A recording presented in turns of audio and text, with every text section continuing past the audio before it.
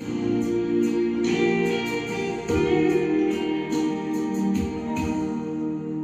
tell me honey, thiên lai phân chi, ba ngày này cả đôi thủy thiên si lòng,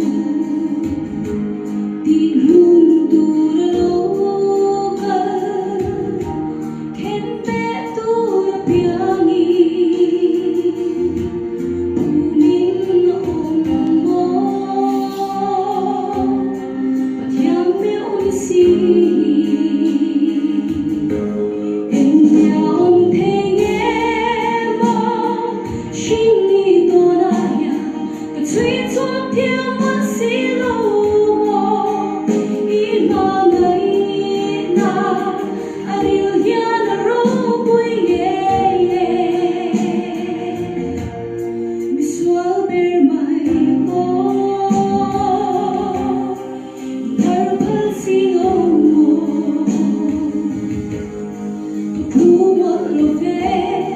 Xóa cái mây hiền mà ngày nào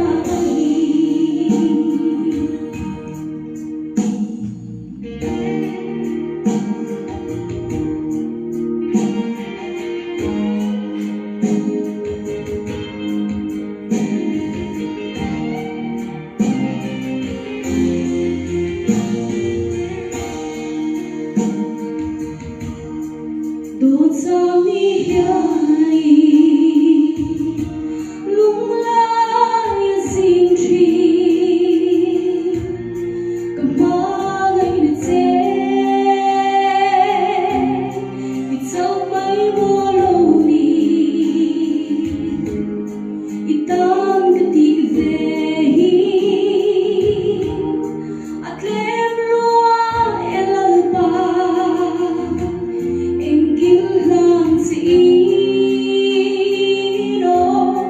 Hãy subscribe cho